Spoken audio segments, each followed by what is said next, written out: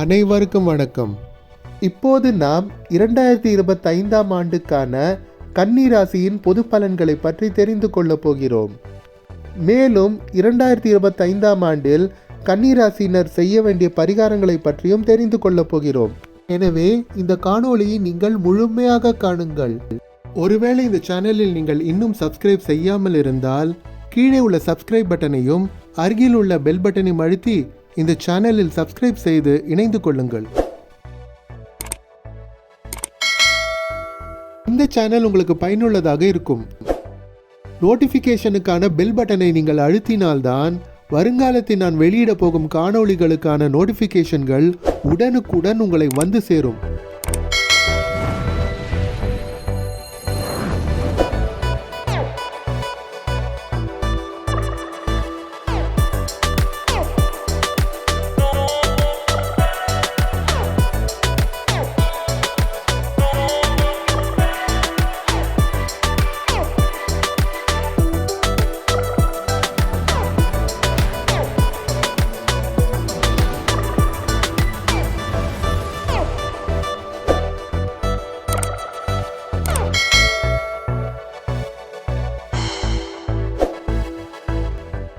முதலில் ஒன்றை தெளிவுபடுத்த விரும்புகிறேன்.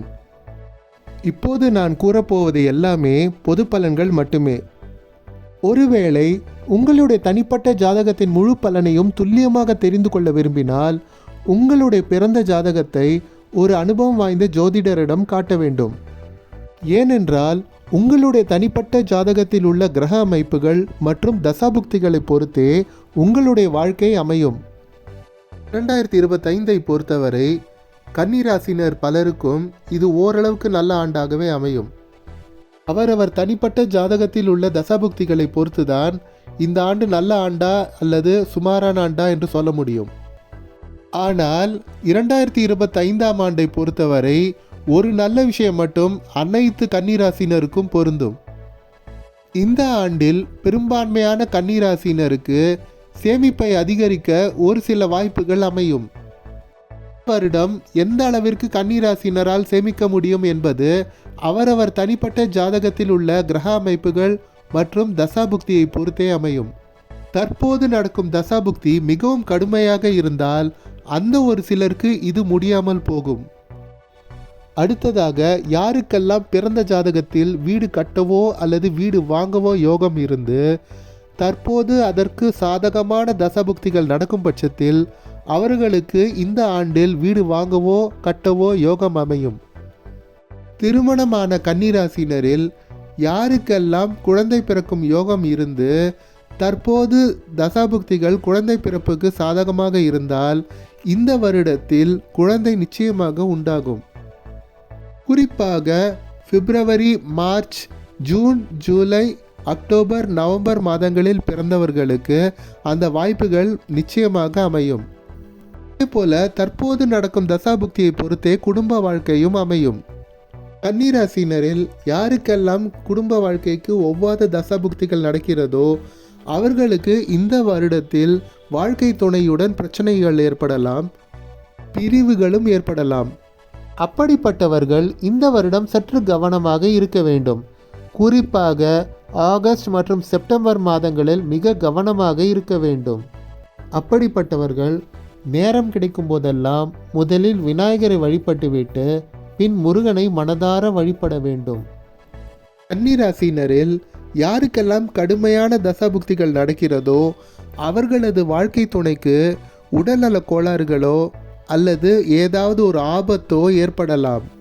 குறிப்பாக இந்த வருடத்தின் 2ஆம் பாதியில் கவனம் தேவை. இது அனைவருக்கும் ஏற்பட்டு விடாது. கெட்ட தசாபுக்திகள் நடக்கும் ஒரு சிலருக்கு மட்டும்தான் இது ஏற்படும். இப்படிப்பட்டவர்கள் ஏற்கனவே பிரச்சனைகளை சந்திக்க ஆரம்பித்திருப்பார்கள். அவர்கள் முதலில் விநாயகரை வழிபட்டுவிட்டு முருகனையும் ஆஞ்சநேயரையும் வழிபட வேண்டும். தொடர்ந்து இதை செய்து கொண்டே வர வேண்டும். உங்களுக்கு நேரம் கிடைத்தால் முதலில் விநாயகர் அகவல் படித்துவிட்டு அனுமான் சாலிசா மற்றும் கந்தசஷ்டி கவசம் படிப்பது மிகவும் நல்லது. உங்களுக்கு நேரம் இருந்தால் முதலில் விநாயகரை வழிபட்டுவிட்டு மகாமிருத்யுஞ்சய மந்திரம் ஜபம் செய்வதும் மிகவும் நல்லது. மகாமிருத்யுஞ்சய மந்திரம் என்பது வேதத்தில் வரும் ஒரு சக்தி வாய்ந்த மந்திரம். இதை நீங்கள் அடிக்கடி வெறும் காதால் கேட்டாலே உங்கள் ஆயுள் அதிகரிக்கும். இதே மந்திரத்தை தான் மார்க்கண்டேயன் தொடர்ந்து ஜபம் செய்து வந்தார். இதன் பயனாக மார்க்கண்டேயன் 16 வயதில் இறந்திருக்க வேண்டிய நாளில் சிவபெருமானே நேரில் வந்து யமனை காலால் உதைத்து மார்க்கண்டேயனின் உயிரை காப்பாற்றினார். இந்த மகாமிருத்யுஞ்சய மந்திரத்தை தெரிந்து கொள்ள கீழே உள்ள டிஸ்கிரிப்ஷனில் உள்ள லிங்கை காணுங்கள். அப்படி ஒரு வேளை உங்களுக்கு நேரம் கிடைக்காவிட்டால் முதலில் விநாயகரை வழிபட்டுவிட்டு ராமநாமத்தையும் சிவனின் நமசிவாய என்ற 5 எழுத்து மந்திரத்தையும் தொடர்ந்து ஜபம் செய்யலாம்.